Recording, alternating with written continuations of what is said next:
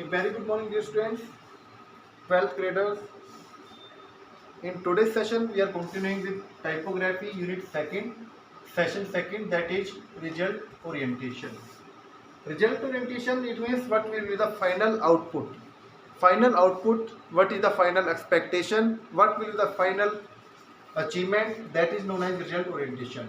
It is a term used to describe a person's ability to recognize what results are important and steps needed to be taken to achieve them. It is how we can achieve the targeted result, that is under the category of result orientation. So, how to become a result oriented?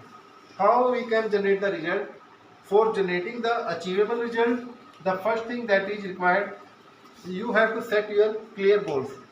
What you want to achieve? How much percentage you want to achieve?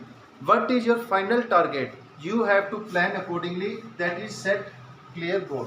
You have to clearly mention your goal. I want to achieve this task. Afterward, my result is fulfilled. Second is prepare an action plan.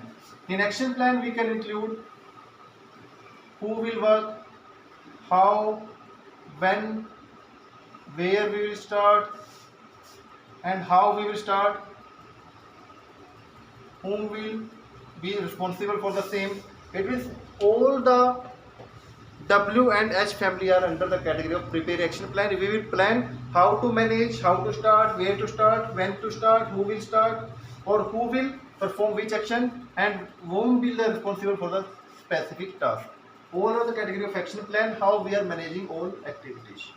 Third part is use the right resources and tool. When we have to achieve the result, we need to take the right resources for achieving the result, for achieving the good percentage. So for example, you want to clear the college entrance exam with 70%. Do you have the books to study with related content? Like you want to give the exam for JEE. Are you having the related content or not? Are you having the specific material or not for reading? That is the concept of use the right resources and tools. Next point is communicate with mentors and peers. Whenever it is required, you need some help, you can take the help of your instructor, tutor or mentors, or the person who will be supporting for you every time in a result oriented process. It means the person who will be responsible for a result, who will help you to in a specific result, that is known as mentor or peer. You can take the help of mentor and peer if you are facing any problem in any result orientation. And fifth point, make a calendar. You have to make a timetable schedule. How much time I have to study, on which time I have to play, on which time I have to do practical work, on which time I have to do practice, on which time I have to take the test.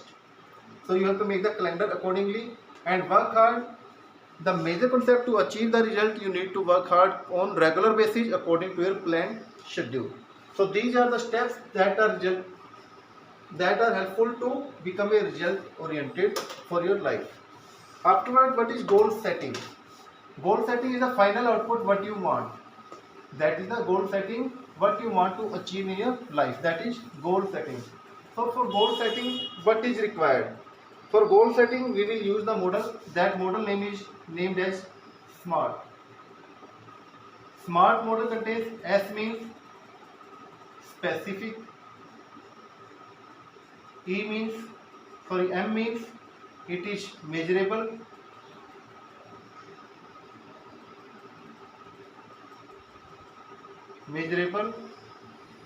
A means achievable or achievement, R means it is your realistic, and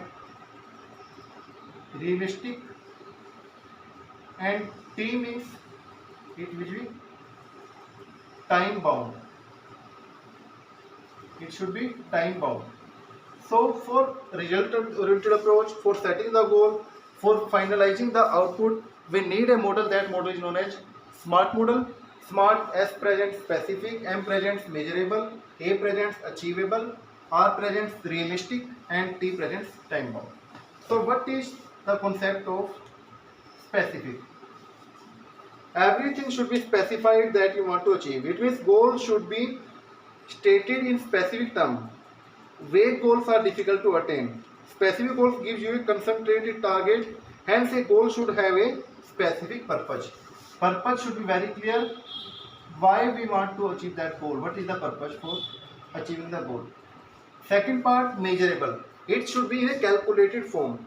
So goal should always be measurable. If we don't set our goal in a measurable term, it is very difficult to assess whether we have to achieve or not.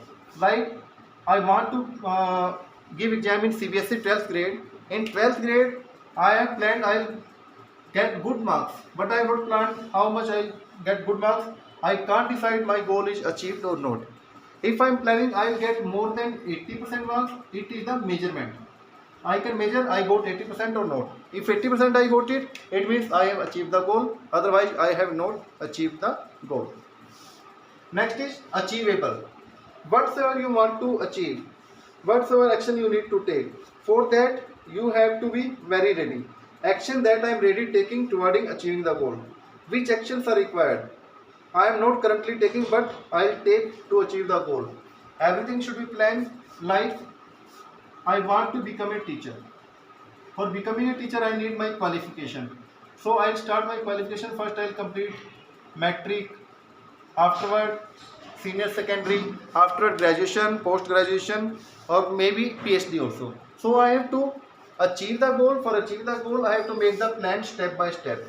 So division of goal in sub-step is known as achievable. Or we can speak is that assess oriented or achievement. How you can achieve this goal. Or action oriented, how I can take the action. Next is realistic. There are few things that will more damage our sense. Like goal must be always in reality. It should be in the condition of achievable. Suppose somebody will speak I will get 102% marks, it is not possible. If somebody is speaking I will get 98%, it is the concept that is achievable. That can be achieved.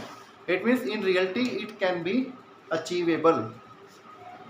And last time bound. For each goal there is a specific time bound. For 12th result we are planning, we will achieve this goal within 1 year study.